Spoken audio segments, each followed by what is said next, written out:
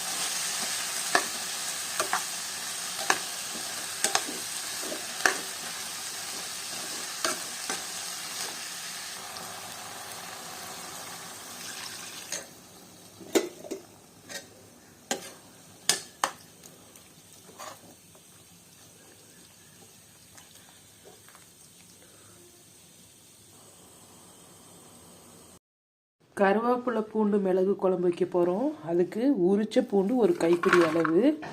இது இலசாக இருக்கிற கருவேப்பிலை ஒரு கைப்பிடி அளவு. ஒரே ஒரு கருவேப்பிலை கூட முத்தனதாக இல்லாமல் நல்லா லைட் க்ரீனாக இருக்கிற துளுராக எடுத்துக்கலாம். அப்போ தான் நம்மளுக்கு அந்த கசப்பு தன்மை கொஞ்சம் கம்மியாக இருக்கும். இப்போ ஒரு 1/4 லிட்டர் போல் நல்லெண்ணெய் சேர்த்துக்கிறேன். இந்த எண்ணெயில் பூண்டும் கருவேப்பிலையும் நல்லா வறுத்து எடுத்துக்கலாம். மிளகு ஒரு 2 ஸ்பூன் சேர்த்துக்கலாம். நான் மிளகு தூள் சேர்க்குறேன், அதனால மிளகு சேர்க்கல. நீங்கள் மிளகு சேர்த்து அரைக்கிற மாதிரி இருந்தால் இதுலேயே 2 ஸ்பூன் மிளகு சேர்த்து வறுத்து அரைச்சிக்கலாம். நல்லா வறுத்துக்கணும் எண்ணெயில். அந்த கருவேப்பிலை படப்படன்றதெல்லாம் வெடிஞ்சு இது ஆஃப் ஆயிடுச்சு. நல்லா வதங்கிருச்சு ஒரு 5 நிமிஷம் போல். இப்போ இதை எண்ணெய்லாம் இல்லாமல் வடிகட்டி எடுத்துக்கலாம். இப்போ வறுத்த பூண்டு கருவேப்பிலை எண்ணெய் இல்லாமல் ஒரு ஓட்டை இருக்கிற கிண்ணத்தில் வடிகட்டி வச்சுருக்கேன்.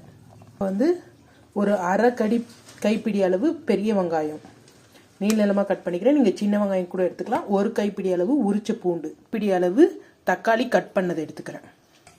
அந்த வடிகட்டின எண்ணெயில் கடுகு சேர்த்துக்கலாம். இப்போ கடுகு வெடித்ததும் ஒரு 10 வரமிளகாய் வச்சு பூண்டு வெங்காயம் சேர்த்துக்கலாம். இது நல்லா வதங்கட்டும். இப்போ 1 டேபிள் ஸ்பூன் அளவு பெருங்காயம் சேர்த்துக்கலாம். பெருங்காயம் கம்மியாக வேணுங்க, கம்மியாக சேர்த்துக்கலாம். ஆனால் இந்த குழம்புக்கு கொஞ்சம் பெருங்காயம் அதிகமாக சேர்த்தாதான் நல்லா வாசமாக இருக்கும். இப்போ வெங்காயம் கலர் சேஞ்ச் ஆயிடுச்சு. இப்போ கட் பண்ணி வச்ச தக்காளியை சேர்த்துக்கலாம்.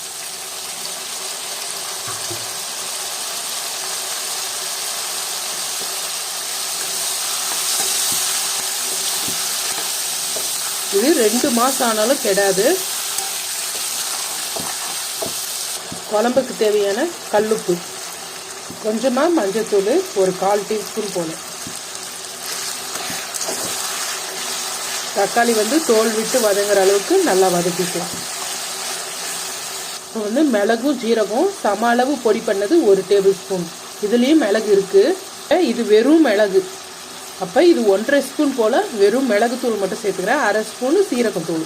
நம்ம வறுத்து வச்ச பூண்டு கருவேப்பிலையும் மிக்சி ஜாரில் நெய்ஸை அரைச்சிக்கலாம். நல்லா வதங்கிருச்சு, எண்ணெய்லாம் மேலே வந்துருச்சு. இப்போ 2 டேபிள் ஸ்பூன் குழம்பு மிளகாத்தூள் சேர்த்துக்கிறேன். இதிலே வந்து எல்லா மசாலாவும் இருக்குது, தனியாத்தூள், பருப்பு எல்லாமே இருக்குது. அதனால் காரத்துக்கு ஏற்ற மாதிரி இந்த மிளகாத்தூள் எனக்கு காரம் கொஞ்சம் கம்மியாக இருக்குது, அதனால ஒரு 3 டேபிள் ஸ்பூன் போல் சேர்த்துக்கிறேன். இது வந்து 2 மாதம் ஆனாலும் கெடாது. கொஞ்சம் எண்ணெய் தாராளமாக விட்டு நம்ம செஞ்சு வச்சுக்கிட்டா. இப்போ இந்த மிளகாத்தூள் கொஞ்சம் எண்ணெயில் வதங்கட்டும். இப்போ ஒரு எலுமிச்சம்பழம் அளவு புளி வந்து ஊற வச்சுருக்கிறோம், இது கரைச்சி சேர்த்துக்கலாம். மிளகாத்தூள் வந்து நல்லா வதங்கிருச்சு. இப்போ அரைச்சி வச்ச கருவேப்பிலையும் பூண்டு பேஸ்ட்டும் சேர்த்துக்கலாம். இதுவும் கொஞ்சம் எண்ணெயில் வதக்கலாம். நம்ம ஆல்ரெடி எண்ணெயில் தான் நல்லா வதக்கியிருக்கிறோம். இப்போ கரைச்சி வச்ச புளி தண்ணியை சேர்த்துக்கலாம். இப்போ வந்து நம்ம குழம்பு வந்து கொஞ்சம் தண்ணியாக இது பண்ணிவிட்டு இந்த மாதிரி தொக்கு மாதிரி வர்ற அளவுக்கு நல்லா வதக்கி எடுக்கணும். இப்போ இந்த மாதிரி தண்ணியாக குழம்பு கூட்டி வச்சுருக்கோம். இப்போ வந்து புளிப்பு, காரம், மிளகுவோட காரம் வந்து நல்லா தூக்கலாக இருக்கணும்.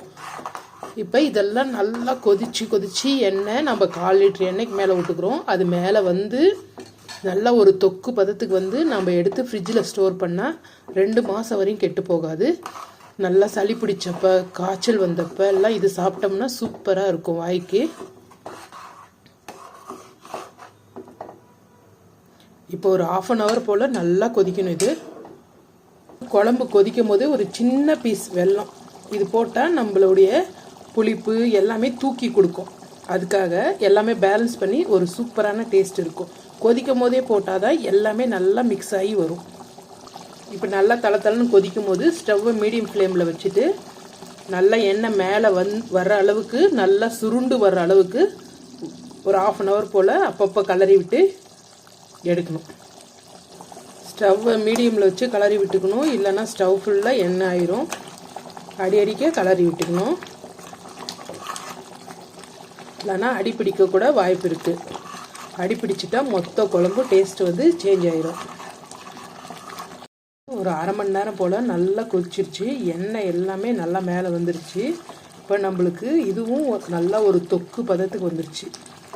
இப்போ வந்து கடைசியாக வந்து நம்ம இன்னும் 1 ஸ்பூன் போல் மிளகுத்தூள் தூவி இறக்க போகிறோம். அப்போ வந்து நல்லா வாசம் வந்து அப்படியே நல்லா இருக்கும்.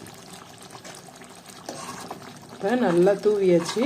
ஆல்ரெடி நம்ம 1.5 ஸ்பூன் மேலே கிட்டத்தட்ட ஒரு 25 கிராம் மிளகு சேர்த்துருப்பேன் நான் இந்த குழம்புக்காக. 1 கைப்பிடி அளவு பூண்டு, 1 கைப்பிடி அளவு கருவேப்பிலை அரைச்சிக்கணும். திரும்பவும் 1 கைப்பிடி அளவு உரிச்ச பூண்டு, 1/2 கைப்பிடி அளவு வெங்காயம், 1 கைப்பிடி அளவு தக்காளி, 25 கிராம் மிளகு சேர்த்துருக்கோம். இது ஒரு சூப்பரான பூண்டு குழம்பு ரெடி ஆயிடுச்சு. இந்த வீடியோ பிடிச்சிருந்தால் லைக் பண்ணுங்கள், ஷேர் பண்ணுங்கள், கமெண்ட் பண்ணுங்கள், சப்ஸ்கிரைப் பண்ணுங்கள். நல்லா சூடு ஆறுனதுக்கு அப்புறமா எண்ணெய் மேலே மிதக்கிற மாதிரி நம்ம ஒரு கண்ணாடி பாட்டிலில் போட்டு ஸ்டோர் பண்ணி வச்சுக்கிட்டா, ஃப்ரிட்ஜில் வச்சுக்கிட்டா 2 months வந்து கெடாது. நீங்கள் வெளியே வச்சாலும் ஒரு 15 நாள் வரையும் எண்ணெய் வந்து இந்த மாதிரி மேலே இருக்கிற மாதிரி பார்த்துக்கோங்க. எண்ணெய் காலி ஆயிடுச்சுன்னா கொஞ்சம் மேலே எள்ளெண்ணெய் வந்து சூடு பண்ணி ஊற்றிக்கிட்டிங்கன்னா கெடாத இருக்கும்.